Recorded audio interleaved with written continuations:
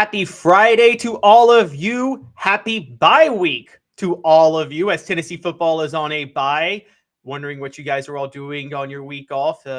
Dave, as you guys can tell, is still not here. He's in Massachusetts enjoying the October in the Northeast because Halloween is beautiful up there. Just kidding. He's visiting his son. And he's also a Celtics fan, so he's probably happy about the Drew Holiday move. We'll find out when he gets back. Really is a holiday in Massachusetts. But we've got a lot to cover still today, college football related. We're going to talk about what Tennessee should be doing during its bye week. We've got some Kamal Hadden stats to bring you that might be a little bit interesting. We're going to talk about Tennessee's offensive line going forward against the elite defensive lines they're about to face. Looking at the SEC versus the Big Ten in terms of competence, with the Big Ten scheduling out through 2028, and the NCAA's incompetence with their reversal of course on a North Carolina receiver, what that means on a macro scale. And also we're going to talk about Tennessee checkering Neyland for Texas A&M. But first, we are going to bring in, with 99 Win the Sports Animal, Josh Ward. Josh, happy Friday. How's it going? Doing great. Great to have the weekend upon us. Yes. We all kind of want to break too, so this is perfect. Josh, you wrote an article, speaking of weeks off, on how Tennessee can take advantage of their bye week. And I just wanted to go through everything real quick, and we'll get to it. But first, on a general sense, what do you think this bye week is at the right time for Tennessee? Yes, I did start the article talking about the health, and I do want to clarify, as I mentioned, I don't think there is such thing as a bad time for a bye week. Sometimes that will come up. Well, a team's playing well. Do they really want to break? Yes, coaches always want to break. Coaches always want extra time to prepare for the next opponent, and players always want to feel better when they go out and play their next game, and an off week allows that. For Tennessee, I think it's especially true because Joe Milton has not been healthy since he suffered that knee injury against UTSA through the rest of that game and then the South Carolina game. He clearly could not run or move at 100%. I don't know if he'll be 100% against Texas A&M, but another 2 weeks of recovery and rehabilitation will help him be better. So he needed it. The offensive line has needed it with Cooper Mays, who came back to play, but you're telling me he couldn't use a break after his first game as an SEC game following surgery from a month and a half earlier, and then a couple of other players on the offensive line and at other position groups, and they have to figure out what to do at wide receiver without Brew McCoy, receiver and just the overall passing game. He's such a big loss. So timing for health, timing to prepare for the rest of the season works out favorably for Tennessee. Plus, 2 weeks to get ready for A&M while A&M plays a big physical football game this week against Alabama. Yeah, and Cooper Mays was on Off the Hook with Dave Hooker last Sunday, and he on the Vol report, and he actually said that he was getting a little gassed towards the end of that game. So his conditioning, he definitely needs the 2 weeks to get his conditioning back in. You specifically, and this was the first thing you talked about, getting healthy. And you mentioned the offensive line. You talked Jeremiah Crawford, Andre Carrick, and also you're right, Danico Slaughter getting close to 100%, and Dante Thornton being out last week is also going to be back. Should be back in 2 weeks. Of those, I would assume, we talked about this yesterday, but offensively, Jeremiah Crawford is the one you want back the most, right? I mean, that's an experienced, reliable blocker. And as with we're going to talk about in the next segment with some elite defensive lines coming up, you need a guy like Jeremiah Crawford back, don't you? Yeah, just to feel better about the depth of the position. My guess is that Mincy holds on to that starting position, but Crawford could rotate in. He can play if there's injury. He's played on both sides of the football, the left and right side. So Tennessee has to expect that there will be injury again, that somebody could go down. You have to prepare for that. So Crawford for sure. I mean, Clark's played a lot. So if something happens to Ollie Lane or they want to rotate there or whatever the case might be, having him available can help the offensive line because the competition's about to get tougher for sure. Texas A&M, Alabama, Kentucky, they know how to play up front. And then a few weeks after that, Missouri's tops in the SEC in rush defense, and then Georgia could be the toughest opponent in this run of games that Tennessee's about to play in terms of what the offensive line is going to face. So, it's just everybody needs it. Dante Thornton's a big one, too, because he needs to play better. Last week, the story I wrote was about players who have been disappointing that need to play at a higher level, and Thornton is who I led the list with, but then he suffered an injury in practice, was not able to make an impact in the South Carolina game. But Tennessee needs him to be closer to the player coaches expected when they brought him in as a transfer from Oregon. Yeah, I'm. As a matter of fact, I wanted to ask you about that because I've been very critical of Dante Thornton, and a lot of people have tried to give him a pass because they talked about him being banged up. But that's not really an excuse, is it? Because he was messing up before he got hurt and dropping a lot of balls before that, wasn't he? Yeah, I mean, he's dealing with a hamstring injury, is my understanding, and that came from practice after the UTSA game. He has shown the ability to get open or get down the field. He just hasn't shown the ability to make plays consistently. The Florida game, he had a chance to go up and make a big play on a deep pass from Joe Milton. And I do think if you look back at that play, there was interference from the defense, but I also don't think it affected his ability to go up and catch the football. He just didn't make that play. On the next throw, though, from Joe Milton, he made a great pass down the seam, and Thornton was able to get past his defender and made a play for 40-plus yards.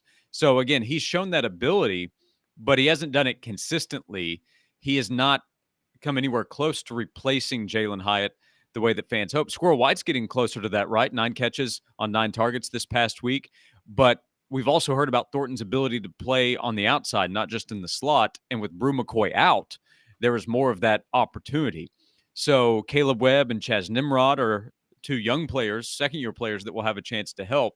But Thornton is a player that, assuming he's healthy and ready to play, needs to make the most of his opportunities that have already been there in different spots, but more of those are coming if he makes the most of it. What you're saying, before I move on, I just have to point this out. What you're saying, though, is you're right. I remember that pass interference play against Florida. Then I remember that catch. That catch was a dime by Joe Milton.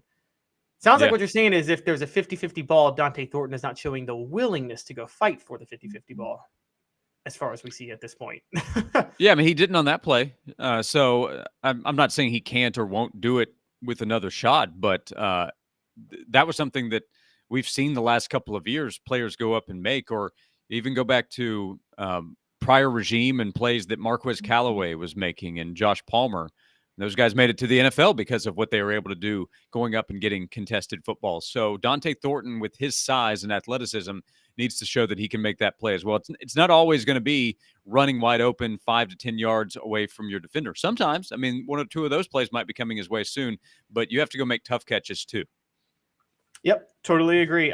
Moving on, it actually is a perfect transition to our next one, which is you talk about working on the passing game. And you lead with Tennessee's passing game hasn't clicked this season. And I agree. And I think a lot of people were happy with how comfortable Joe Milton looked last week, but he still threw 2 interceptions, both that were his fault. He didn't read a safety, one, and he underthrew Jacob Warren on the other. So where are you at with the passing game and what they need to work on specifically? Well, the offense is going to be led by the running game. I already thought that coming into the season, and I think that's been emphasized over the last few weeks. There are ways that the passing game can actually supplement what the running game is trying to do. We've seen them attempt that in the first half of the season, and somebody like Dylan Sampson can help in the passing game. D. Williams, who is another bullet point but can be a part of this conversation, might have an opportunity as a pass catcher in the offense. Somebody that Off the Hook Sports viewers and readers have seen a lot from is Jacob Warren. And he had the touchdown catch, the other opportunity on the underthrown ball.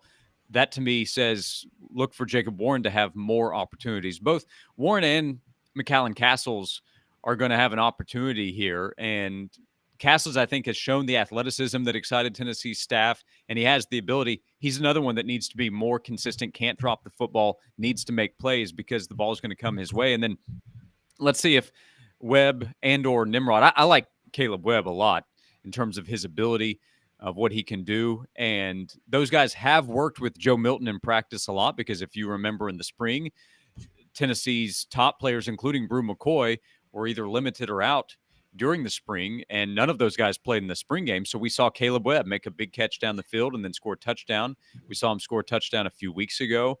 And the coaching staff truly believes in their ability, but can they do it against big-time SEC competition?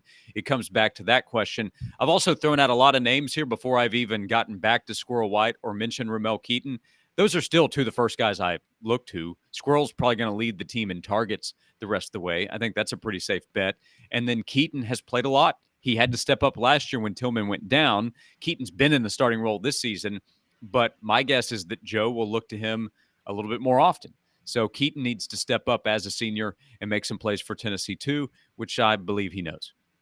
Yep, and Keaton's always been he's Mr. Reliable to me. I told Dave he's kind of like the Jermaine Copeland was of the 98 national title team, where Jermaine Copeland wasn't going to be a go-to guy, but he was always there to make a play when you needed him to. Moving on, speaking of the offense, you talked about prepare D. Williams for an increased role. Is it rumors, or is Tennessee serious about maybe putting him on offense?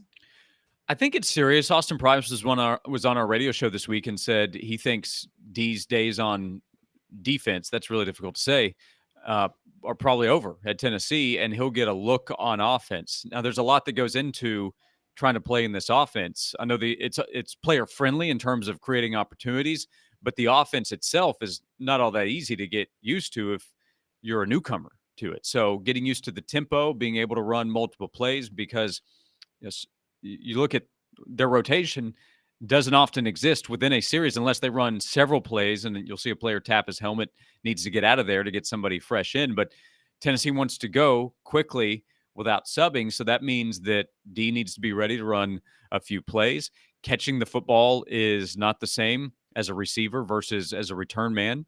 So there are differences, but the bye week, which is part of the conversation here, or the lead of it, allows a little extra time to create acclimation. What I do know is that D. Williams with the football is electric, and D. Williams on the field with other playmakers that we've talked about in Tennessee's offense could create quite the challenge for opposing defensive coordinators. Simply trotting D. Williams out there might cause confusion for an opposing defender, which leads to any of these guys we've talked about breaking wide open if there's miscommunication on the other side of the ball. If Williams is a weapon, and we know that he is in the return game, why not give him a look with a little extra time to prepare and injury concerns at receiver on offense?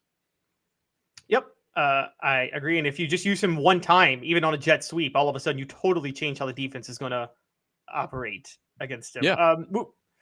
Moving on to number 4, in-game communication.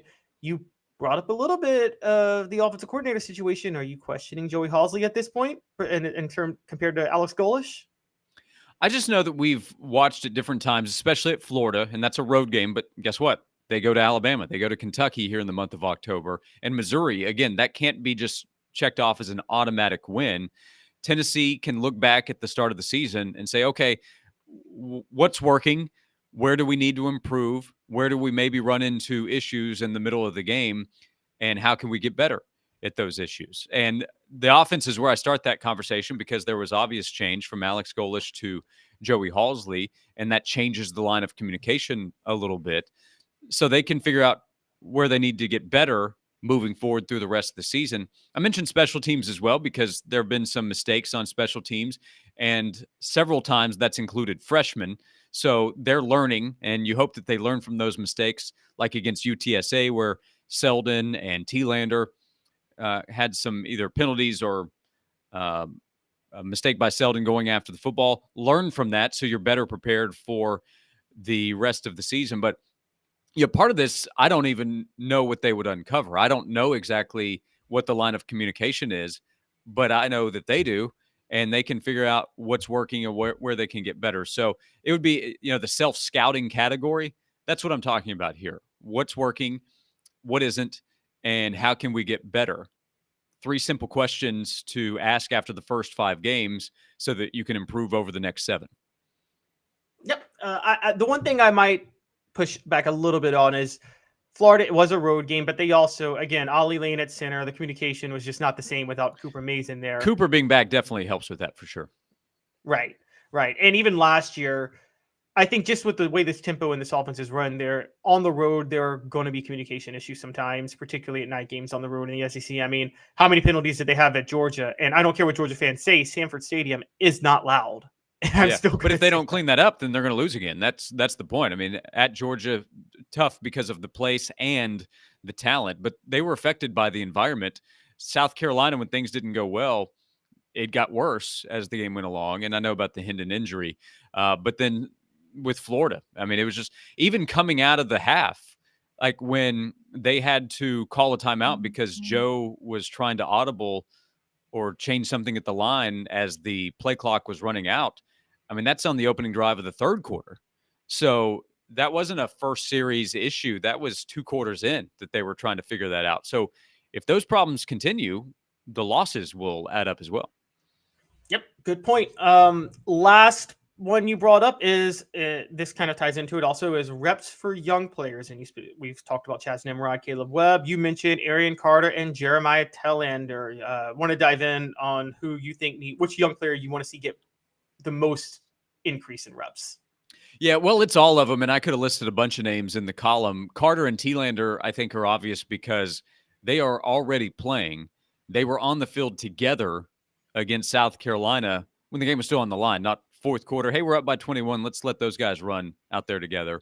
Playing in the red zone, the talent is real, and I think Carter and Telander have both earned trust from the coaching staff. Now it's about learning more and being more comfortable in the SEC. I saw a question, by the way. This is kind of just adding in when maybe Dave shared the column that I did, and the question was about Keenan Peely. Is he out for the season? Is he not coming back soon?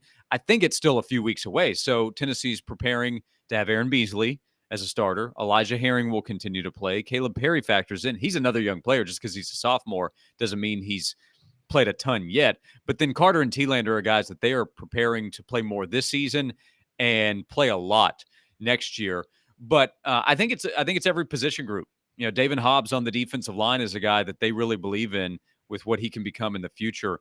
The offensive line is a huge question for next year. So guys like Vyson Lang and Umarov and some of the second-year players who we've not heard that much about, they need as much practice time as they can get. And then quarterback's pretty obvious here, right? You have Joe Milton and then Nico. And that's it among scholarship quarterbacks. And Nico hasn't gotten to play much this season because the offense hasn't given him as much of an opportunity as he should have, especially in that Austin Peay game. He didn't see the field. That's a loss for the season, not on the record, but in terms of opportunity that Nico didn't get to play. But if Joe's been dealing with the knee issue, he needs some rest. It's a chance for Nico to get some more practice reps and a reminder that if something could happen to Joe again where he's not able to go back into the game like he was against UTSA. They dodged a bullet in that one. But 7 games to go, tougher competition. There is absolutely no guarantee Joe's going to be the quarterback the rest of the way because of health. That's why they need to get Nico ready. Plus, they're, of course, preparing for him to be the guy next year. Josh, have you ever been told this before? Robert Rexroad says that you look like a young Gandalf. Gandalf, this is my first one, but I'll take it. I don't know if it's my look or the lighting. I'm not, or not your wisdom, gray, but that's more the lighting, I would say. I think it's your wisdom. Wisdom, yeah. Well, that would definitely be the first time that I've heard that brought up.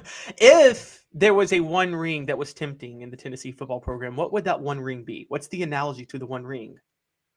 Something Tennessee football just chases and loses itself in the process doing. Well, I mean, Gainesville is part of that conversation, but we don't know when they're going back there. Now it's Georgia, right? I mean, you broke the losing streak against Alabama last year. I know Tennessee lost to Florida this year, but the streak ended, their latest streak. So it's Georgia in the East. Yep, that's probably right. Yes, beating Georgia is their precious. Yeah. Well, and, they need a win against Texas A&M because the last couple of games since Texas A&M has joined the SEC, the Vols lost in 16 in overtime, and then that was Jeremy Pruitt's final game as Tennessee's head coach in 2020. So there's a little bit of A&M bad juju that Tennessee needs to wipe away a week from Saturday. And that's a perfect transition because where I'm going with this is for our next topic. Tennessee is about to play Texas A&M and then Alabama. Far and away, the 2 best front fours they'll have seen all year. Florida's not a bad front four, but everybody's excited about Tennessee's rushing offense. But I think South Carolina doesn't have a good front four, and then their other 3 wins are against bad defensive lines.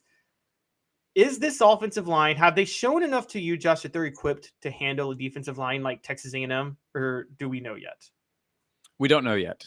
What they did against South Carolina is encouraging because it's the first game with Cooper Mays back, and I think he's so good and so important for Tennessee. So having seen that and what we just talked about with the offensive line, a little bit more time to work and rest and get better, and the A&M game, the next test being at home. So a better chance to succeed.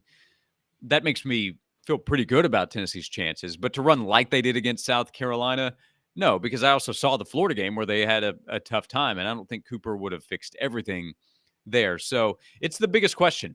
I mentioned where Missouri ranks. If you look at the next few weeks, I think 5 of the top 6 rush defenses. Right? No, it's 5 of the top 6 are the next 5 games for Tennessee in conference play. Vanderbilt's not a concern. Everybody else is a bigger challenge, I think, potentially than what Tennessee has seen so far. I'll also add in Missouri obviously has to play better competition. So they may not be the best, but that's a sign that they're probably improved from where they've been the last couple of years. That's also later on. You're asking about A&M and Alabama, rightfully so, because their personnel is filled with future NFL players. And that is a bigger deal for Tennessee than what the Vols have seen in the first month of the season. So I don't know. I don't know what Tennessee's offensive line or rushing attack is going to do. And that's part of the reason that improving the passing game is so important, because expecting 200 plus yards on the ground each of these games would probably be unfair. So at some point, Tennessee will need to step up and make plays in the passing game, because if that doesn't happen, then opposing defenses are going to spend even more time focusing on taking Tennessee's run away and saying, okay, let's see you do it down the field, because you haven't yet this year. Yeah, and the one time they were tested up front was the first half against Florida, and let's be honest, they couldn't run the ball well against Florida. Now, I know Cooper Mays was out, but that's got to be a concern, right? They really didn't get the running game going until the second half. Yeah, and Florida said, we'll give you a light box here. Until you show that you can run against this, we're not going to challenge it anymore. And Tennessee couldn't find success. Also, getting down in that game was probably a factor. We talked so much about how Tennessee performs in the first quarter early in games. Josh Heupel's history says he needs to either get up or be in a neck-and-neck game where they can continue to push the issue with the run game. If Tennessee feels like it needs to come back through the air, it's not happened yet for Josh Heupel, anywhere he's been as a head coach. So things can always change. Nothing's done until it is. But Tennessee's offense, to me, needs to be driven by the running game. And if the running game goes away, then we have really big concerns about Tennessee's offense this year. Yeah, that's a great point. And it's funny you say that, because I think a lot of people were complaining that Tennessee was sticking to the run game in the second half against Florida because they wanted him to desperately throw to try to come back. But as you know, Heupel's offense doesn't work that way. You can't just throw your way back into a game. You have to commit to the run if you're going to, if this for those wide open, deep downfield passes to be there, you have to commit to the run in Josh Heupel's offense. Right. Jalen Wright has been really good, and Dylan Sampson didn't play against Florida. Yeah, that's another aspect. We talked about the offensive line. Sampson could have potentially helped maybe in the running game, but also as a receiver who we know can get the football, make guys miss, and make big plays, which that offense needed a few weeks ago. But that's in the past. We know that Tennessee is using Dylan Sampson more, and I'm sure will continue to do that. And that's going to be the strength of this offense. So as much as we're talking about all the different options in the passing game, and maybe it starts to come together, it's just that, Caleb, if it didn't happen with weaker competition, expecting it to be a lot better against these teams that Tennessee is about to face seems a little unrealistic. So can the offense improve with the passing game?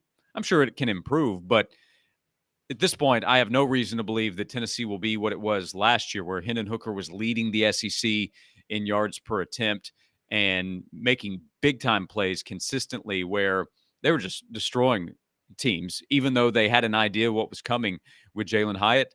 Like the Kentucky game, Mark Stoops had plenty of time to tell his players, here's what they're going to try to do with Jalen Hyatt to get him open, and Kentucky's defense couldn't do anything about it. We've yet to see anything with Tennessee's offense this year to say that it can be that kind of force through the air. Yeah, it's funny you say that, because if anything has proven that Mel Kiper is phoning it in on the draft, it's Tennessee this year, because of his claim that Hendon Hooker is a system quarterback and anybody looks as good in that system. Totally disproven at this point, right? Hendon Hooker was on a league of his own as a quarterback in this system. Yeah, this season has helped the case for Hendon Hooker as a pro prospect separated from the offense. So we'll see what happens with Hendon either in Detroit or wherever, depending on what they do with that position. But, honestly, I thought over the last 2 years, Hendon was getting a lot of pub, and maybe last season was closer to getting the attention and respect he deserved, because a lot of people were banging the drum of put this guy in New York for the Heisman. And obviously he wasn't there. He finished 5th, and the voting had to be top 4. But too much of the time, especially 2 years ago, I thought that Hendon deserved more credit because so much was pointed to the offense itself. And, Hendon's just come in there and he's benefited from the offense. Yes, Hendon benefited from the offense. Josh Heupel deserves plenty of credit, but Hendon was a special player for Tennessee. It wasn't just his physical ability, his ability to lead, his ability to galvanize his teammates, and for them to get on the same page. Hendon had a special ability to make that happen. Yep. Josh, before we let you out of here, the last thing I wanted to ask you related to this is, I think the biggest question for Tennessee up front, Tennessee's offensive line, is going to be at left guard, isn't it? I mean, Andre Carrick really struggled the first 4 games, and Ollie Lane moved over there because Carrick was hurt and Cooper Mays was back at center. Ollie Lane struggled, but also Ollie Lane hadn't been practicing at left guard.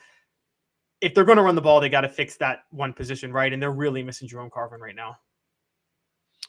Yeah, I think left guard's probably the biggest question moving forward, but the left guard performance should be better if John Campbell plays at a higher level like we know he's capable of, or at least I believe that he is, and then Cooper is there at center.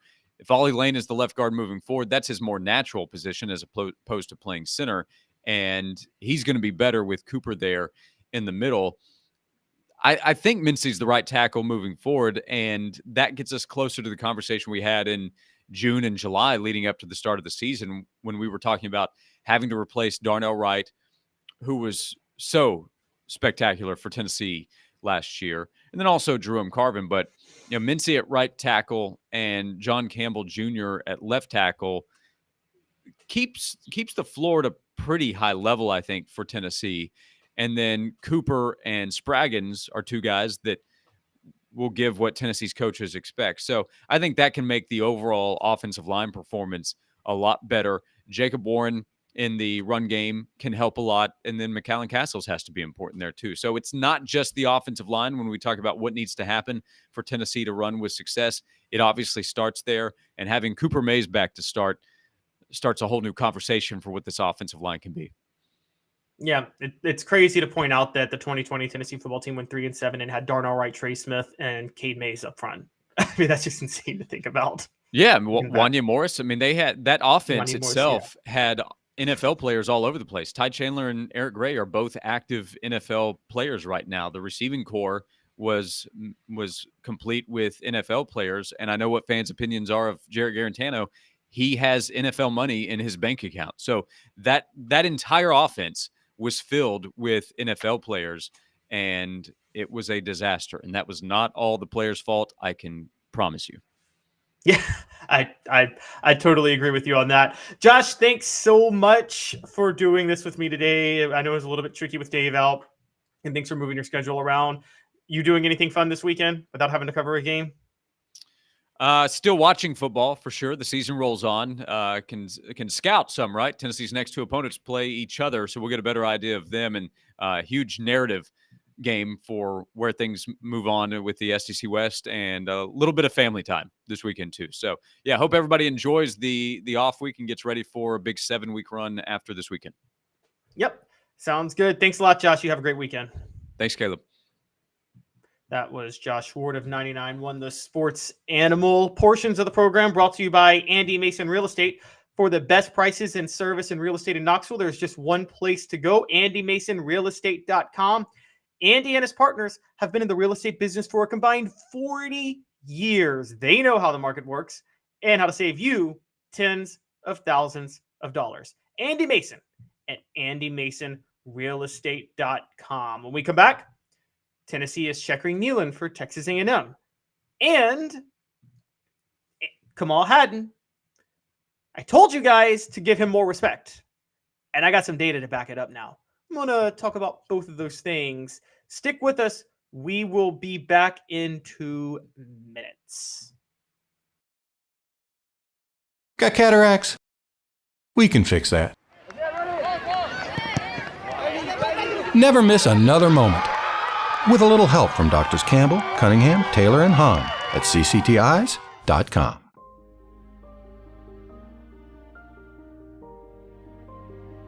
Our family has been creating one-of-a-kind pieces of jewelry in West Knoxville since 1986. Each piece is a combination of unique processes that bring your idea to life. Every day in our shop, a truly special item with a story all its own is being manufactured in our facility, bringing the history and family sentiment into a whole new generation of life. We're grateful that you chose us to be Knoxville's best jeweler, a title that we value and respect.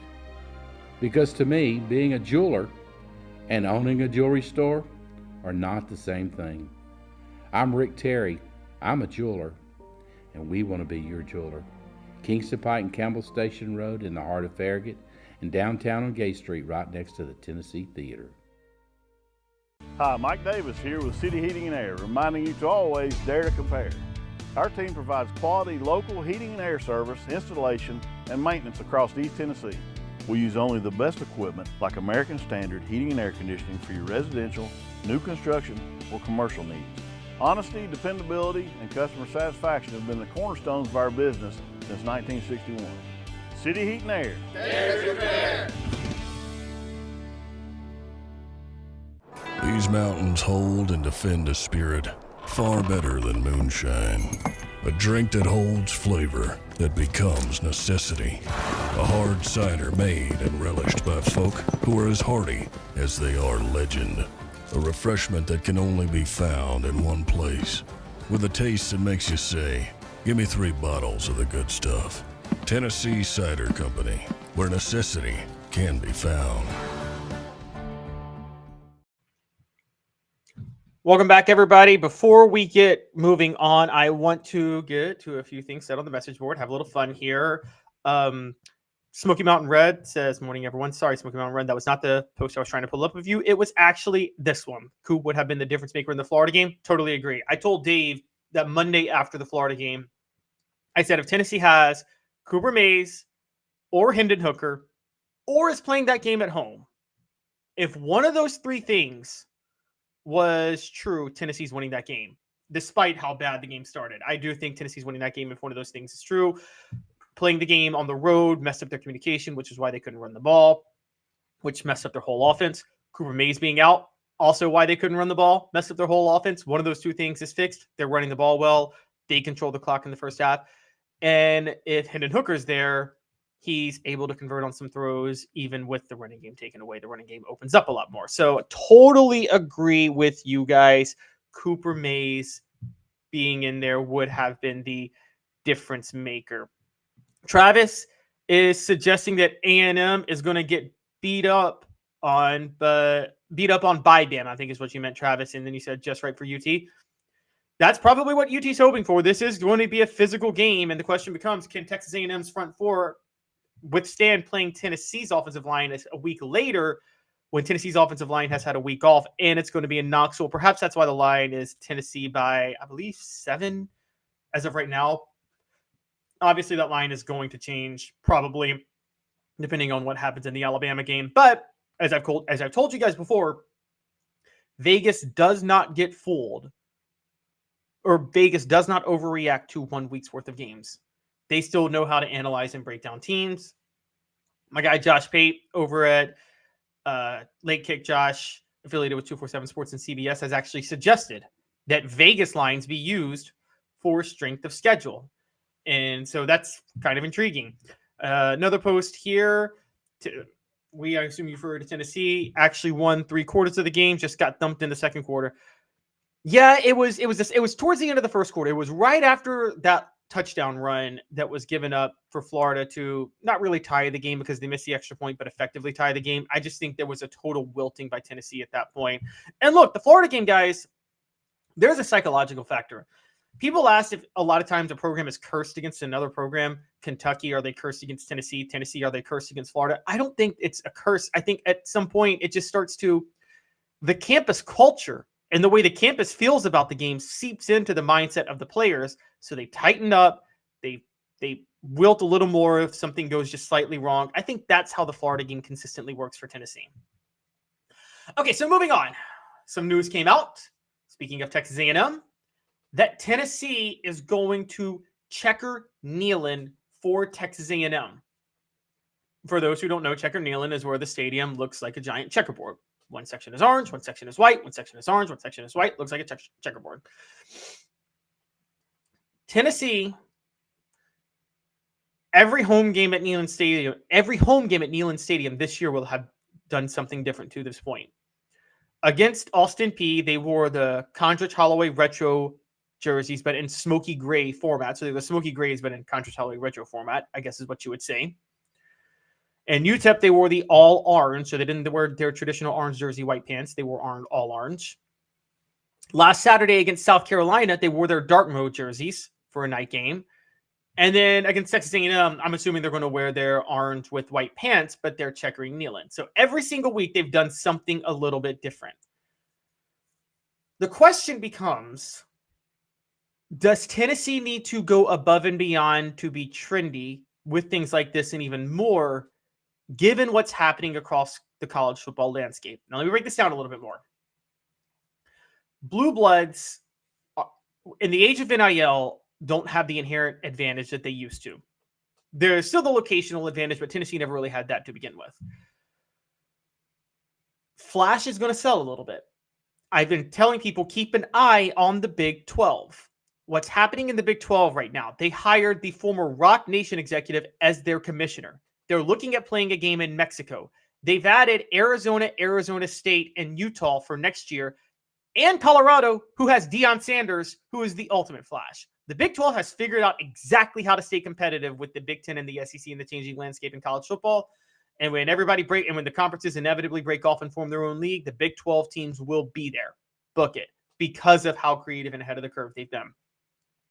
Deion at Colorado has people like Lil Wayne coming out with them, had the baby last week, which is controversial. I don't want to get into that, but it's really connecting and getting people that no one thought possible to get in college football to connect with his teams.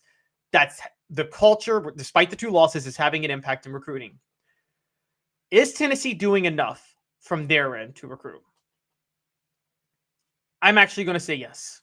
And here's why. They don't have to do what Colorado does, not because of the fact that they're a blue blood or not a blue blood. There's a locational advantage, which is being near Georgia and South Carolina. Not the same locational advantage that the rest of the SEC has, but there is one there. On top of that, Tennessee's got that NIL money. They got the NIL bag, man. And that's huge because they can throw money at players, and the money is going to outweigh the trends or the flash with these kids. Okay, they're going to follow the money. And so, yeah, Lil Wayne may be in your locker room, but you can choose to have Lil Wayne in your locker room or make $300,000 more than you were going to make. It's an easy choice if you're a high school athlete. It just is. So I think Tennessee is actually fine. As a matter of fact, if I'm Tennessee, I caution against going overboard and looking a little desperate and becoming a bit of a laughingstock at that point. Things like, okay, the checkered Neyland works. People want checkerboard uniforms. Don't do it. They look horrible. They look square. They look lame. And you'll be laughed at more than anything for doing that. Just to give you an example, the Terps tried this, incorporating the flag into their uniforms back in 2011 when they had a new coach. They were trying to create a culture. Yeah, Maryland fans loved it. But it was a laughing stock for them across the rest of the country. Now, it didn't help that Maryland went 2-10 that year. If you do this stuff and then you lose, it becomes a pariah. Look at Derek Dooley with the orange pants. The orange pants looked lame from the start, and then Derek Dooley started losing.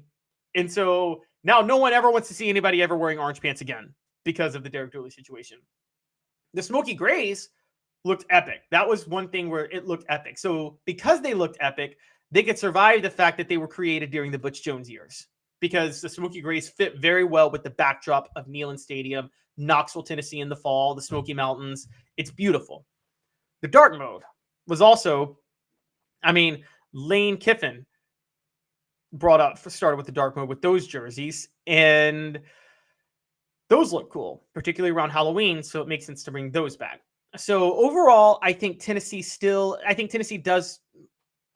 has a base of what it should do to stay trendy. They have old traditions that they stick with, and they mix in some new ones. And I've told you guys for a while, just relying on old traditions is going to lose, because Tennessee's old traditions at one point were new. Tennessee's tradition has been breaking tradition. Remember, running through the T, they never did that under Robert Neyland. That started under Doug Dickey. They were the second school, in the SEC to recruit an African-American player. The first to actually play one significantly. They had the first black quarterback, the first black captain.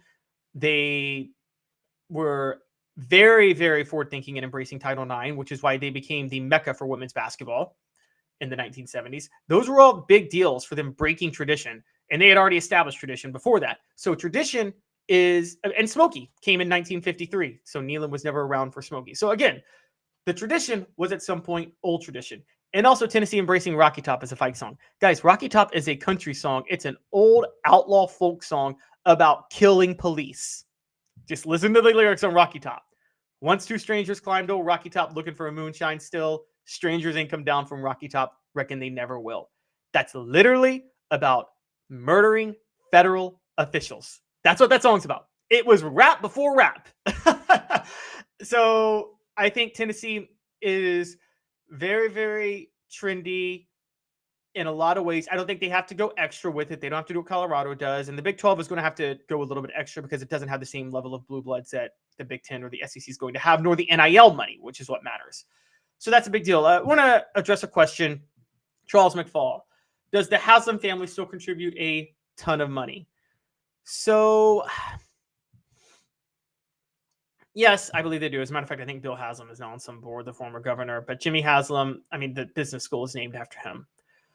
I do think Tennessee has wrestled power away from Jimmy Haslam, though, because of the embarrassment of how he handled everything with Tennessee running it from about 2008 to 2017, and then the whole trying to force through the Greg Schiano hire. So I think at this point, he, not by choice, has kind of been forced to just throw the money and stay out of the way at this point. I do think that because Jimmy Haslam having his hands all over the program nearly ran into the ground.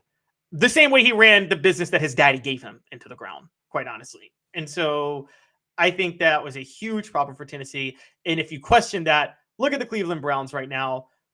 I feel sorry for the Milwaukee Bucks. The Cleveland Browns took the massive PR hit to get Deshaun Watson onto their team, and they're still not going to the playoffs this year. So that's Jimmy Haslam for you. Jimmy Haslam has the unique distinction of, I believe, going, 0-6.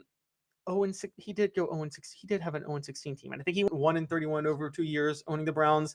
Just amazing accomplishments at failure. He's very accomplished at failing at what he does, if that makes sense. So he's accomplished at having no real accomplishments for himself. So yes, I'm sure he's throwing some money at Tennessee, but I think Tennessee finally has the right leadership in place to tell Jimmy Haslam, stay away from the program. You can contribute, write a check. That's it. We're tired of you. Because Jimmy Haslam was going to run it into the ground if he stayed in charge, because he did run it into the ground, quite frankly. He is the biggest reason for the decade of dysfunction. I think he forced through the Derek Dooley hire. He tried to force through the Greg Schiano hire. He wanted his puppet as athletic director, from Dave Hart to John Curry. He was just he was the Dan Snyder of college football boosters. And now he's the Dan Snyder of NFL owners because he owns an NFL team and he's failing miserably. And now he's going to be the Dan Snyder of NBA owners. So you just have to give, I think the leadership now is making moves for people that are questioning why they're trying to raise money elsewhere, including charging for the spring game. I think that's part of it. They don't want to be total slaves to one booster the way they had been in the 2000s and 2010s. And that's what they were with Jimmy Haslam. So I think it's a big deal. I think Tennessee is finding ways to stay trendy, but I don't think they actually have to do too much.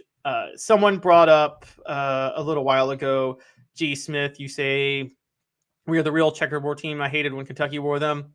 Yeah, but people saw that on Kentucky, and no one thought Kentucky's the checkerboard team. And look, I have to be honest. Blue and white checkerboard jerseys look a little bit better than orange and white. When it's orange and white, it looks a little lame, guys. I'm sorry. It just doesn't work. It just doesn't work. Checkerboard end zone's great. Checker Neyland, great. But orange and white checker pants, I just don't think that works. I'm sorry. You got to know where your style works and where it doesn't. I know it looks good on me. Green looks good on me. Blue looks good on me. I'll be honest, orange doesn't look that good on me. Moving on, I want to talk a little bit about somebody that a lot of people on our chat room and message board absolutely hate. And his name is Kamal Hadden.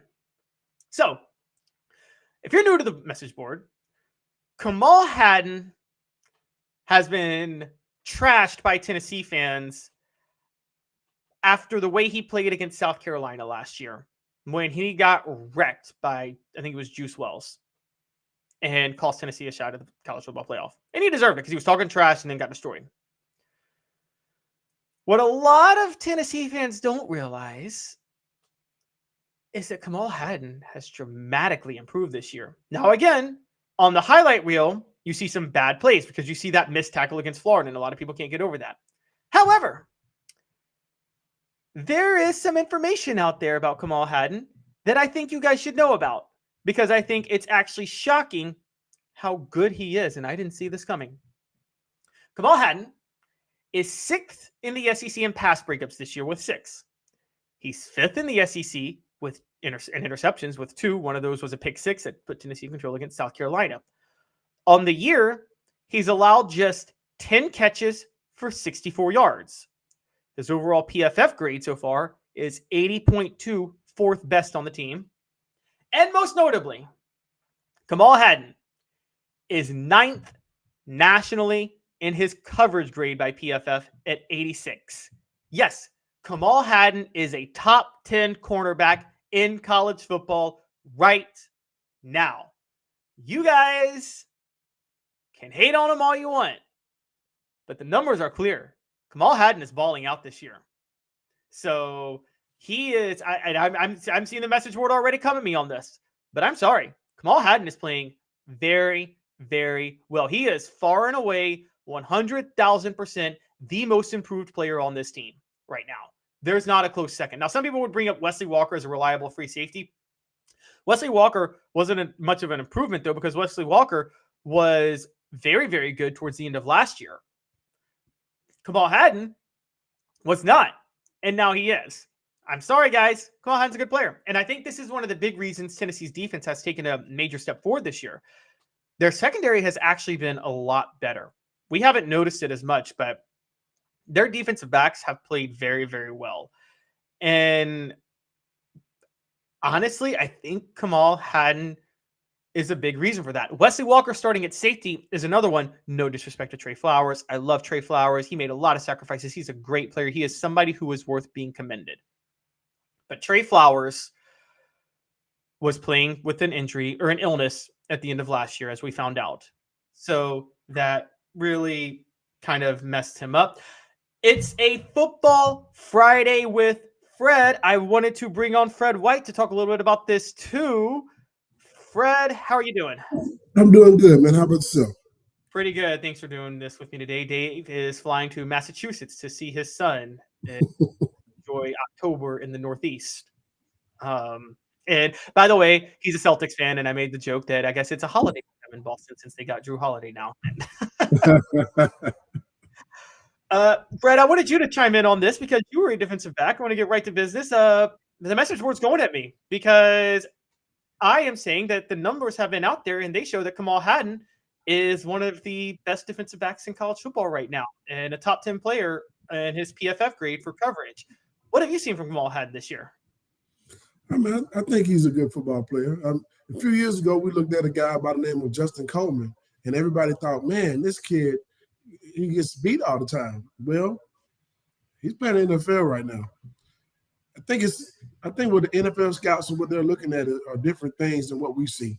How long does he cover? How long does he have to cover? Will he have to cover this long when he's in the NFL? With a good pass rush and those type of things? What is his technique like? Does he make the tackle? Those type of things make a difference as well. And how many times do people catch passes on him as far as like being open? Those are things that they look at as well. So, I mean, has he had a great season? He's had a pretty good year. I think it can get better. I'd like to see him get more interceptions, but based on sometimes when we're playing man-to-man coverage, it's hard to get interceptions in man-to-man coverage. Contrary to what the popular people may believe, it is very hard to get interceptions in man-to-man coverage. You mainly get interceptions out of zone coverage. That actually makes sense because with zone, you can close in on the ball, whereas Yes. interception, you're having to guard one-on-one down the field. Well, in zone, you usually have your back to the sideline and your face to the quarterback. So you're always seeing the ball being thrown. When you're playing man-to-man coverage, you focus on that man. You usually don't see the ball thrown. You know, it's funny you say that because looking back at you guys, I rewatched, this was a few weeks ago, but I had rewatched the highlights from that 98 Florida game. Y'all seem almost exclusively in zone coverage in the secondary throughout that game, and y'all closed in so fast every time a receiver caught the ball on Florida that year. Some of our defenses were zone coverages that turned into man. It depends on how far they ran down the football field. So once they've gone past 10 yards, now it turns into man. You cover that man. But it was a hybrid defense, something that guys don't even do much anymore, but I think it works even to this day. The teams that have done it, you look at what Alabama has done, they actually run a form of what we used to run at Tennessee. If you go to the NFL, you look at what the Patriots did with their great defenses. Mainly they ran a lot of zone coverages, but the one thing they did was it turned into man after so much time. How many yards down the football field or a certain route, those type of things, is it turned into man. I think that's one of the reasons why Peyton had issues with the Patriots, because they did run some of the same stuff we ran in college. Oh, I never thought about that. Yeah, Peyton actually, he had said one time, he said that it wasn't that he had trouble figuring out the Patriots defense. He said they were just good. He said the defensive backs were just good. And it's and at the end of the day, sometimes football just comes down to they're just really good. Isn't it? And yeah, I actually, funny enough, the Seahawks game that the Broncos struggled in so much, I don't know if they ran zone, but their secondary was so elite. I didn't think Peyton was going to be able to just outsmart the secondary, and I didn't think that was going to happen. But that I did. Leading into the week, I kind of felt a loss might be coming because of that secondary and how good they play. And I look at when it comes to most quarterbacks, when they come to the line of scrimmage, they change their plays, those type of things. They're looking at first movements. They're looking at what they see to be the defense right then, right? So when you come to the line of scrimmage, you make a check. Okay, you're going to identify the middle linebacker, then you identify what the safeties are doing to know whether it's a man-to-man coverage or zone coverage. If you can run your defense to where it's man-to-man or zone right out of the gate, all of a sudden it switches to zone, or all of a sudden it switches to man, it makes that quarterback think a little bit longer. You know what I mean? And that 1/2 second may cause a sack or an interception. Yeah, and how much of that, all those crazy audible words Peyton Manning would throw at the line of scrimmage, how much of those were just dummy calls to try to get the defense to bite and change its formation? Most of those, I don't know if they were dummy calls. Most of them have been their protection calls. He's calling out something to his linemen to make sure they understand where a certain person is, shaded, and where they're going. Or if he knows the safety is going to be in a certain position, he's telling his running back a certain thing to do, or as far as blocking or chip the defensive end coming up the edge there. Or also telling his lineman, hey, his receivers, this is what they're running. I need you to go to this, change your route to this coverage, change your route to man beater as opposed to zone beater. So those words do have a lot of say, if that makes sense. Makes sense. Yeah, I got that. Sticking with Tennessee a little bit, have you been pleasantly surprised with the dramatic improvement in the secondary this year? I think they've been able to. Tennessee didn't really pressure Spencer Rattler last week, and the secondary just shut him down. I mean, we talk about the pass rush, and the pass rush was incredible, but I think the defensive backs aren't getting enough credit for how they played in that game. Well, anytime you got a good pass rush, the secondary is better because it means he's getting the ball out faster. He's doing things with the ball that he wouldn't normally do. He's trying to figure out how to get that ball out of his hands, and that's what we want as a secondary. As a secondary, when you know you got somebody coming off the edge that's going to get to the quarterback, you know the ball's coming out faster. You don't have to cover as long, so it makes your secondary better. When your secondary has to cover for more than 3 seconds, that's when everything goes awry. The longer the quarterback has the ball in his hands, the more we can look at it. Think about something. Guys are running 4.3s and 4.2s and 4.4s in 40 yards. That means we're talking about 4-point-something seconds. So if you got to cover for more than 3 seconds and a guy's running that fast, yeah, it changes the way you had to cover somebody. And it changes your ability to be able to cover them. But you got pass rush coming behind that, and that ball's coming out in 3 seconds. That guy's never going to reach his full potential as far as speed-wise, and he can't run with so many different routes. That means the ball's coming out fast. One of the things we had was Deion Grant in the middle of the football field and Sean Ellis and those guys on the pass rush, Raynaud coming off on the blitz. We knew those balls were coming out fast, so Dwayne Givers can sit on a curl route or out route. If we didn't have that pass rush, you couldn't sit on those things. Speaking of that, Rocky Top Tom is asking Fred if you can suit up against Alabama in 2 weeks. You want to do it? I don't think they're going to leave me. I think we're going to win that game anyway. Wow, Fred already. Okay. Well, if Fred were playing today, guys, Fred, I wanted to ask you this because, Fred, you were apparently the find out opposing players' girlfriends. So if you were starting at safety and facing the Chiefs, what would you be saying to Travis Kelce right now? Yeah, I was singing every song she has. Every time I made a tackle. But hey, listen, man, that's a bad boy, though. That doggone, hey, man, that's a bad boy. Travis Kelce? He can play the game. He's probably the best tight end to play the game, arguably the best tight end to play the game. And he's done a really good job. But yeah, I would be – I got a lot of that gives me a lot of firepower. I don't know exactly. I don't know. I don't listen to Taylor Swift. But I would before that week, I guarantee it. And I was singing every word. And you would probably – I'm pretty sure you would tell him, Taylor Swift's going to break up with you and write a song about how bad you are at this, right? I'm going to be her next boyfriend and her next hit.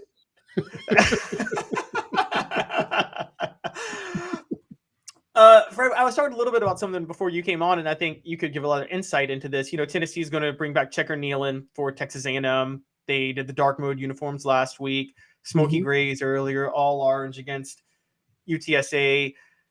Do you think they're doing it right, or do you think they need to step up their game a little more for trendy things, given what Deion is doing out at Colorado right now for recruiting purposes? Well, Deion's doing things completely different than everybody. I mean, just you look at what he's doing for us. I mean, you got Lil Wayne taking guys out, bringing them out of the tunnel. You got a concert before the game with Lil Wayne and all these, big name stars and stuff like that on the sidelines. I don't know if we need to take a page out of his book, but I would like to see a Morgan Wallen doing a concert before a UT game. That would be amazing. That'd be awesome. On the river or something like that, I think that would be amazing. But I think we stick to what we have and try to find new ways to do what we're doing. And I like the fact that we did dark mode, also doing, check on Neyland, then all orange. I think those are good things, but it also is helping with marketing as well. I mean, what Deion's doing is what he has to do out in Colorado. I think our brand is a little bit different, and that orange and white does hold true. I mean, everybody knows when they see orange and white, it's Tennessee. You know what I mean? But having that dark mode, that gives you something different. It gives you an opportunity to go out and buy a different color shirt too. Just different paraphernalia to have, and it kind of appeals to everybody. Some people don't like the black. A lot of people do. Some people like the orange and white. Some people just like all white. Some people like the all orange. It gives everyone an opportunity to go out and purchase something that, represents the University of Tennessee. And it keeps us going as far as like having different options. One of the things that Oregon has done very well is have different options. And they have a different option every week. They can wear 100 different uniforms and, and never look the same. I think that has helped them with recruiting. And a lot of those kids go to school there because of those things. Different uniforms and different looks and those type of things. Ultimately, it's still the University of Oregon. So it's still what it is. It still makes it good for them. University of Tennessee, we have that same ability, just having those opportunities to do those things. Yeah, and that's why it was so funny to me when Dan – I don't blame him because he was trying to motivate his team, but when he said they're fighting for clicks, we're fighting for wins, I'm like, Oregon's been fighting for clicks for 30 years with those jerseys. They have. They haven't won a championship. I don't know if they've ever won one. I doubt they ever will have one. But I think just having those options did help them get recruiting. And, just being able to light it up every week with a different uniform has given them opportunities for guys to go, I want to go play there. I like the look, And then you did have Chip Kelly. I'm not going to take anything away from him. He brought something different to college football with that fast-paced offense. But having those uniforms did help. Yeah, it did. It definitely did. Maryland tried the same with Under Armour about 20 years later, and it didn't have the same effect whatsoever as the Oregon Nike one. But the same thing, though, the guy who started Under Armour went to school at Maryland. So for those guys, it's a good idea. You know what I mean? Right. Yeah, I agree. It's kind of interesting. I kind of agree. That's what I had said earlier too, is that Tennessee doesn't have to do the same things, but they need to do certain things to stay trendy. And I've been saying, with Deion at Colorado and the Big 12 commissioner being the former executive of Rock Nation, watch out. We all talk about the SEC and the Big 10, but the Big 12 may be coming. They seem like they're trying a bunch of new stuff to just stay ahead of the curve in college football. And I think Big 12 football is going to be really exciting in the future, even without the blue blood. I don't think they can do what Deion does himself because he's Deion. I don't think no one can do what Deion does because he's Deion. You know what I mean? It won't come the same from, TCU or Utah. Could you see Utah doing that? I don't see them doing it. No. You know what I mean? So, I think what Deion is doing is an anomaly. I think what he's doing is great for college football, but it also gives you opportunities to see all different types of things you can do when it comes to entertainment in college football. And I think it's going to change the landscape of how things are from now on. I think more coaches are going to go into doing things that, that are specific to their schools, I guess. But it gives you different opportunities for environment. I mean, you look at how our game stuff has changed with our new athletic director. Danny White has brought a lot of different things. The fireworks above the stadium before the game, and those are things that have brought more excitement. It's like one of the most exciting stadiums in the world now because of that. And you look at that because we didn't have that before. Now you have it, and it's like, wow, that made so much different. The different lighting when they light up the T when you run through it, that's a whole different experience. I think just doing those things and being innovative gives you opportunity to see things. You look at what we did in the stadium as well. You can go underneath the stadium there, and there's a whole area where you can get food and drinks and those type of things as well. You look at those are the things that help your stadium. You got to keep thinking innovative like that. I think more college stadiums are going to start to be more NFL-like because it's looking for more of the experience now than anything.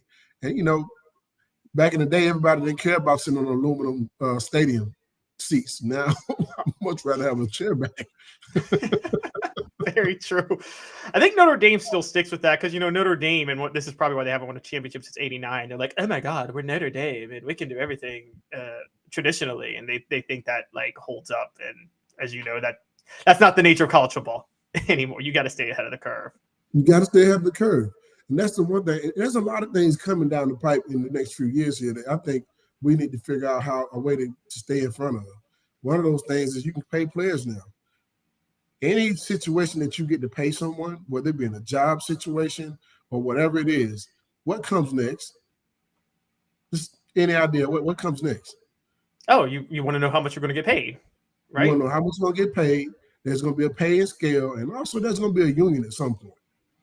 So I think you should try to jump in front of some of those things as if you're University of Tennessee or any school in the college football right now, you need to figure out how to make things differently or how to look at those things going forward because it's not going to stay the same. You look from 5 years ago, University of Tennessee completely different than what it was back then. 10 years ago, completely different. 15, 20 years ago, everything is different, right? You can actually pay players now and not get in trouble to do so. At some point, I think there's going to be a salary cap. I also think there's going to be bonuses. I saw that Smoky Mountain Red. I agree. There's going to be bonuses. There's going to be incentive-laden contracts and those type of things. I see those things happening. So I think we need to figure out ways to stay innovative, but also stay ahead of the curve when it comes to the business side of this thing and try to jump out ahead of it. But Fred, the most important thing is Tennessee's got to bring back the orange pants that Derek Dooley wore. Those were so successful. Derek dude can take those pads with him. I'm glad he took them with him, and they did stay where they at. I'd much rather them stay where he is. Yeah, go ahead. I don't think anybody's wearing orange pants again after that 3-year run. I'm pretty sure nobody wants any orange pants after that dude. Yeah. Before I let you out here, I actually wanted to ask you a little bit. I spoke with Spencer Riley on Monday. We always talk about it's next man up when a player gets hurt, but obviously there's an emotional side when one of your brothers goes down for the year, like what happened to Brew McCoy. But I think there's another layer for me when having watched Brew McCoy. It wasn't the DeMar Hamlin situation, but whenever you watch a scary injury, and you guys dealt with Jamal Lewis going down in 98. But then I think one thing that stood out to me was remember the Travis Henry injury in 99 when he landed on his head against Vanderbilt? Mm-hmm. And how do you mentally refocus yourself to continue a game when you don't even know if this person's going to be okay long term and you got to finish the game? Well, I mean, this mental toughness, really, I mean, it's something that's out of your control. I can't control what happens to a person when they get injured. All I can control is what I control. And if I'm prepared for my game to play, I got to go out there and play it. I just think that's just part of it. I watched Billy Ratliff get hurt too my senior year in 1999 against Auburn, and he was out for the year, broke his ankle. So, I mean, those are things that happen in the game. We know the game we signed up for. We know the game we played. At least back then we did. I don't know about now. I just know that back then we knew what we signed up for. So if you signed up to be a football player, you understood those things come with it. And then you got to go out there and figure out, how to get your focus back in the game and do your job. Yeah, I totally understand that. It's always rough, hopefully Brew McCoy will be back stronger than ever next year. The one that always hits me is there's two of them. I'm sure you remember the Marcus Lattimore injury against South Carolina, Tennessee a few years ago. And then the Prothro injury against Tyrone Prothro against Florida in 2005, when Mike Shula had no business leaving Prothro out there on the field when they were up 31-3. Mm-hmm. And I always wondered how, and it's got to be mental toughness with you guys because it's, Travis Henry's was there. It ended up not being nearly as bad as it looked at the time. Yeah. It was scary though. It was scary. It was. It was scary to see it happen. It was scary. We prayed for our teammate and we wanted to make sure he was okay. We didn't know what was going to happen. But like I said, we had a game to finish. Not that we didn't care about our teammate, but absolutely we did. It's like, look at Inky Johnson when he went down. Same thing. He wasn't my teammate, but his guys had to get back out there and play and finish the game as well. But you also go harder because of that guy. He got injured, man. We're going to finish this game for you. Make sure we don't, let you down. That's the one thing we knew from all those guys. Billy Ratliff, when he got hurt, he wanted to make sure, man, y'all go out there and kick their butt the rest of this game. Win this game for me. I'm not out here to help you, but win it for me. Make sure, you take care of business. Yeah, I think after that Inky Johnson injury, that one was a scary, awful injury too. You're right. And I think that Tennessee has decided they are never playing triple option teams in the middle of the year again after that, because I know you had to play triple option once. It's got to be like you're in the middle of the season praying for all these regular offenses, and then you got to totally change your game plan against that, don't you? Oh yeah, absolutely. Because you can't play a triple option the same way you play Florida. That's not even Yeah. Fred, how can people get in touch with you? You know what? They can give me a call at 770-381-0367. You can also reach us on social media platforms. We're on Facebook, Instagram, and that's also Twitter, Fred White Allstate. And they can check us out online. Just Google us. Or you can just say, Siri, get me Fred White Allstate in Georgia. I guarantee you she'll find me. That's great. That is perfect. Fred, have a great weekend. Congratulations on your Braves again. Good luck to you guys in the postseason. Y'all got the first 40-70 player in history. 40 home runs, 70 total stolen bases. Ronald Acuna, baby. Hey, this is Acuna's nation down here. I'm happy for that guy. I'm proud of him. And I'm happy for my Braves. But we are not done yet. We got to finish the job. Can Acuna surpass Chipper Jones as the best everyday player, fully through Atlanta who won a championship? If he wins another championship, he is the best player. Fully. Let me say that again. Let me go back. Rewind. There will never be a better player than Hank Aaron. Oh, I agree with you on that. I just thought because he played primarily most of his career in Milwaukee when the Braves were in Milwaukee. I meant full career in Atlanta was what I meant. Yes, Hank Aaron's the best. Don't get me wrong. I meant Hank Aaron's the best. I think Chipper Jones is one of the best simply because he was a really good baseball player, but he's also from this area. He's from Atlanta, you know. That makes him even more appeasing. It's hard for me to say he's going to pass him. I just want to put him right beside him on that mantle and tap his jersey right beside Chipper Jones and Dale Murphy and Hank Aaron. Oh, it's a great Mount Rushmore right there. And then, of course, Bobby Cox and all his ejections. and we got more than that. You got Smokes and Glavin and those guys also. So we got some good history and down Dion. There with baseball. And Dion, absolutely. Who's for Dion? That's right. And Fred McGriff. I remember those years. Fred, have a great weekend off. Enjoy your time, or have a great, I guess, weekend not having to cover a Tennessee game. Put it that way. All right, man. You have a good one, man. Go Vols. All right. Thanks a lot. Yes, thanks. sir. Yep. Have a great one. See you later. That was Fred White. Really appreciate him for coming on. Guys, stick with us. I got one more thing to talk about. It's got to do with the SEC. And I think the SEC might be in just a little bit of trouble. Yeah, I said it. Trouble. We'll be right back. Sun, sand, and salt water, the beach is a very relaxing place. Unless you wear contacts. Ow! Open your eyes to the best the beach has to offer with LASIK vision correction from Campbell Cunningham Laser Center. Sports Treasures in North Knoxville is one of the South's largest sports cards and memorabilia dealers, featuring over 10 million sports cards from vintage to modern. Sports Treasures carries a full line of hobby boxes, singles, autographed memorabilia, Tennessee Vol collectibles, fan cave decorations, and so much more. See a museum full of collectibles at Sports Treasures, 4819 North Broadway in Fountain City, and Sports Treasures on Facebook. Sports Treasures, where the real sports fan goes to shop. Have you seen the latest TriStar Hats Co. product? TriStar Hats Co.? What's that? You know, those really cool hats, shirts, tumblers, and even license plates with 3 stars like the official Tennessee flag and stripes like the American flag. Pretty patriotic if you ask me. Gotcha. Seen those. Those are cool. Where can I get them? Simple. TriStarHatsCo.com. And if you order now, there's 10% on any order $50 or more. Plus, use the promo code HOOKED. With the promo code HOOKED, you get 10% off. That's hooked. And don't forget free shipping with any order over $50. Stock up at TriStarHatsCo.com. That's TriStarHatsCo.com. There are plenty of wannabes out there, so make sure you go to TriStarHatsCo.com for the best quality and customer service. Will do, and I'll be sure to use the promo code HOOKED. That's hooked when I do, to save an additional 10% off. TriStarHatsCo.com. TriStar Hats Co. is a trademark of TriStar Hats Co. LLC.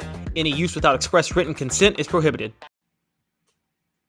Welcome back to the show. Just wanted to address a question real quick from Charles McFall. Wasn't that, I believe you're referring to the Inky Johnson injury this season opener in 2006 against Air Force. Actually, no, and this is why it was ridiculous that they played Air Force during this time. It was the second game of the year. Their first game was against Cal, who was a top 10 team at the time. The next week after Air Force, they were going to play Florida, who was another top 10 team at the time. They decided to sandwich as a trap game between 2 top 10 teams, a game against a very disciplined service academy that runs the triple option. It was the stupidest scheduling in the history of scheduling for an SEC team. It made no sense. I want to dive in for our last topic on the SEC and the Big Ten. And the reason I want to dive in on this is because for those who don't know, the Big Ten has set their schedules, not like the dates, but the opponents for every team all the way through 2028. Meanwhile, the SEC hasn't even been able to get past 2024. Now, there's a couple reasons this is ridiculous. The SEC has 2 fewer teams than the Big Ten, or will have for their new scheduling next year. They have 16. Those 2 teams, to add them to 16, we've known about since 2021 when it was announced, and they were in the works to do it dating back to 2020. The Big Ten didn't get their 15th and 16th team agree to join until 2022, and their 17th and 18th team agree to join until this past year. Yet, somehow, the Big Ten has their schedule set through 2028, and the SEC can't get past 2024. This comes amidst the backdrop of the Big Ten securing a $7 billion deal for 7 years with multiple networks for television, and the SEC being stuck in a 10-year, $3 billion deal, meaning they're getting $300 million a year. So they're going to get $300 million a year for 10 years, while the Big Ten will be renegotiating after getting $1 billion a year for 7 years. So the Big Ten will be on a better deal for 3 years than even the one they're on right now, where they're making 3.5 times as much as the SEC. They'll be on a better deal after that for 3 years before the SEC can re-up its negotiation. And the SEC, by the way, is not going to re-up its negotiation. I don't care what anybody says. You guys, I'm sorry. They're not getting out of that contract with ESPN. They signed it. They're locked in, and ESPN has absolutely no incentive to alter that contract, particularly when they are failing as a business as we speak. This is This is going to be ESPN's biggest cash cow. They got the steal of the century. While every other sports rights league was able to overpay its players because they fleeced ESPN, SEC let ESPN fleece them. And now they can't even get the schedule right. Partially because of the bad deal. They wanted to get more money for a 9-game schedule, and ESPN wouldn't pay out. Guys, the SEC is looking bad in negotiations. Greg Sankey is looking bad. He's not looking competent right now.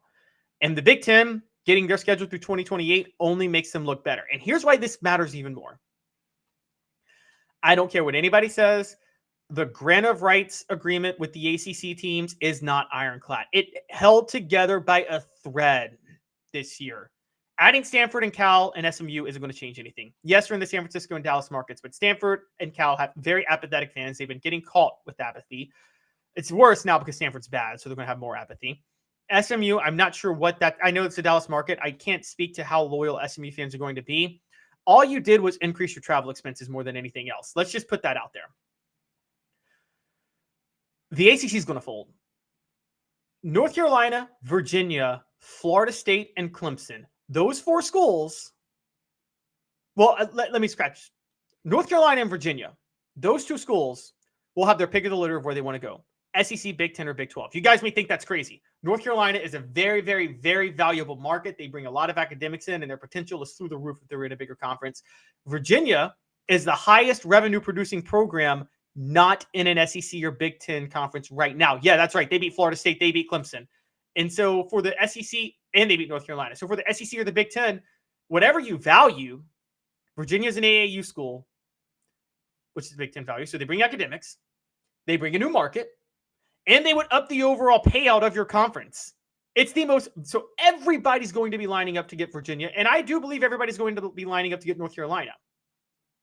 Now, as far as the other schools that will probably be able to go elsewhere, Florida State and Clemson. I think Florida State and Clemson will go to the SEC. I do. I think largely because the Big Ten can add Miami, which is an AAU school. They can keep their values with AAU. So they would add Miami. But I do think right now, with the competency of the Big Ten, the real story here is this. North Carolina and Virginia. With the competency of the Big Ten, that the Big Ten is showing more than the SEC right now, the payouts they're getting, the fact that their schedules are set through 2028, the fact that they know exactly how they're going to approach everything they're doing. If you're North Carolina and Virginia and the SEC and Big Ten come calling, you're going to the Big Ten, guys. It's just that simple. You're joining the Big Ten. And I'm telling you, what does that do to the SEC? When the Big Ten expands its footprint to Virginia and North Carolina, the only 2 southern states of the old Confederacy that the SEC does not have a team in right now. It's not going to be a good look for the SEC. They are in big trouble long term. Now, there is Smoky Mountain Red brings up, it would be incredible to get all 4. I believe you're talking about Virginia, UNC, Florida State, and Clemson. Yes, that would be the SEC's desire. The SEC's desire would be to get Virginia, North Carolina, Florida State, and Clemson. That's what they want. That would be a perfect scenario. And you could do a 5-team 4-division conference where you have Florida State, Florida, Clemson, Georgia, South Carolina in one, Virginia, UNC, Kentucky, Tennessee, and Vanderbilt in the other, Alabama, Auburn, Ole Miss, Mississippi State, and LSU, Arkansas, Texas, Texas A&M, Oklahoma, Missouri. Someone came out with another great point. Kick out Missouri. Yes, that was an SEC misstep, but to be fair, with the SEC versus the Big Ten, this actually speaks to how much better run the Big Ten is than the SEC now. When the SEC made that misstep with Missouri, the Big Ten made a misstep with Rutgers and Maryland. Rutgers, Northern Maryland brings in money, the revenue that they need to. At least the SEC got Texas A&M out of the deal with Missouri, which does bring the revenue. So that's another big one. Question here from G. Smith. Could a reason be that the SEC took less money because the schools make more due to the SEC being the best conference, which probably sells more merchandise? I mean, that's not, they wouldn't take less money for that, though. No, I think Greg Sankey here's what's happened. The SEC's been getting fleeced out of a lot of deals. They got fleeced out of the CBS deal in 2001 because they signed a very long-term deal, and CBS was massively underpaying for the rights of the SEC, given what the SEC was bringing in. SEC was upset about it. They made it very known they were upset about it. They were so upset about it, they were not willing to even renegotiate with CBS after the deal was up. That was stupid. You put your personal feelings aside. I'm not saying stay on CBS. What I am saying is you say when we are up, we are a free agent, and you networks come crawling to us, and we will negotiate. They didn't do that. They were ready to get away from CBS, and ESPN came calling with a 10-year deal immediately because they were already tied to ESPN, and they jumped on it without even thinking.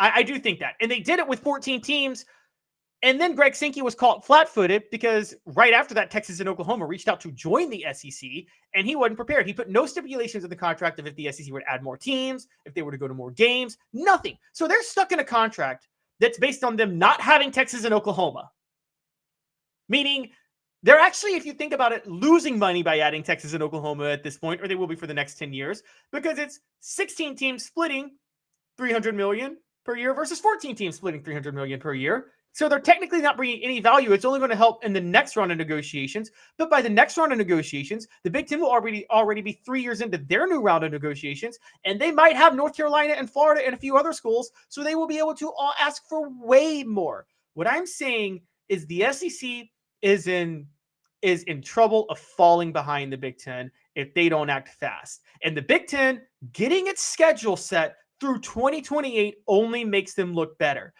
The Big Ten is shooting big right now. No pun intended. They just are. I talked about the Big 12, by the way, being forward-thinking with the executive of Rock Nation running the Big 12. Obviously, Colorado coming there next year is going to bring a lot of hype to the conference. I'm telling you guys, the SEC, Greg Sankey here's what's happening with Greg Sankey. He's just being a caretaker of an amazing product that you and I could be the caretaker of. It's not hard to run the SEC. To your point, G. Smith, the SEC is the best product by far. Sells the most merchandise, wins the most payouts. It's an easy product to run. Sometimes we judge people by results. People say judge people by results. That's so short-sighted. Sometimes results are easy to produce. Okay, if I became, it's the Phil Jackson rule. You know, Phil Jackson was head coach of the most talented teams of all time. That doesn't mean that he's a better coach than Greg Popovich or Larry Brown. He's not. He's got better talent. The results alone don't speak for themselves, and people need to start understanding that. Anybody on this message board could be commissioner of the SEC right now.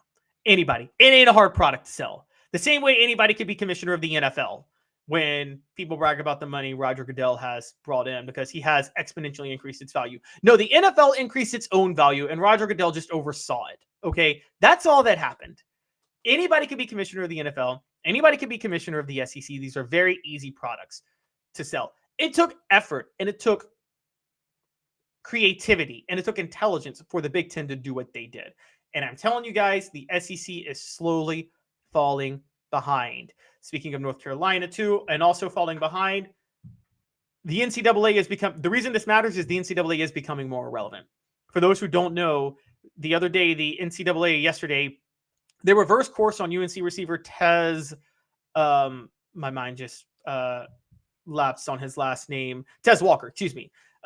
Tez Walker had transferred to North Carolina, but because of when he transferred and certain rules, he did not get the eligibility waiver from the NCAA back in August, even though transfers can now transfer and play immediately. The NCAA has reversed course, and they have now said that Walker can play. And they tried to cover themselves by saying it's unfortunate that UNC failed to provide this information previously. We must be careful not to compromise the student athlete's right to privacy when it comes to sensitive issues. We want to assure the Division I membership and everyone watching how the new transfer rules are applied, that this meets the new transfer waiver standards. UNC's behavior and decision to wage a public relations campaign is inappropriate and outside the bounds of the process UNC's own staff supported.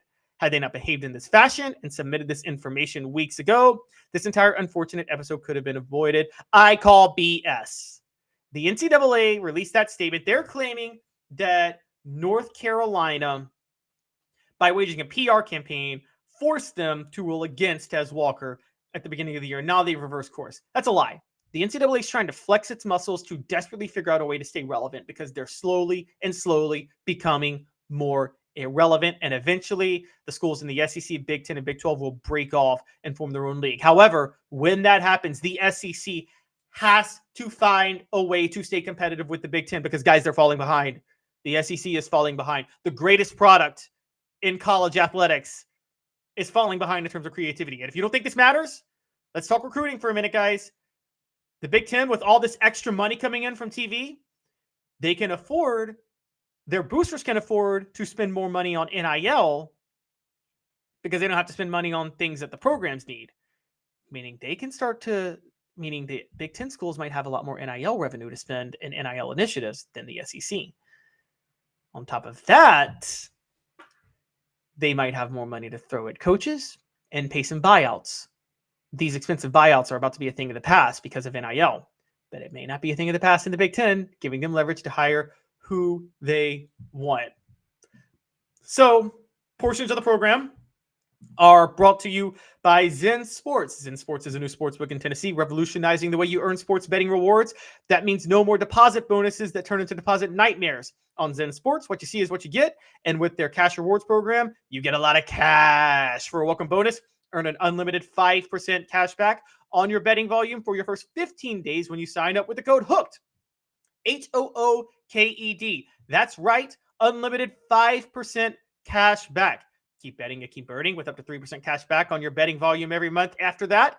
And refer friends to earn a percentage of their betting volume as cash rewards too. Zen Sports is bringing the cash back to Tennessee. So if you bet big on sports, you want to be betting on Zen Sports. Zen Sports betting just got better. Gambling problem? Call 1-800-889-9789. Must be 21 or over and in the state of Tennessee to bet. You guys all have a great weekend. I want to thank Fred White. I want to thank Josh Ward. I want to thank Caleb Gyro yesterday. I want to thank Jimmy Hyams on Wednesday, all who helped me carry the show without Dave Hooker this week. Dave will be back with me on Monday as we get set to preview Texas A&M week. Have a great time watching the games this weekend. Follow my bets. I covered them yesterday. We're going to get back on track. We're still over 52% for the year and over on our best bets and over 60% on all of our bets. So we're still rolling. And thanks to all of you guys for doing this. With Caleb Calhoun, this has been a presentation of Off the Hook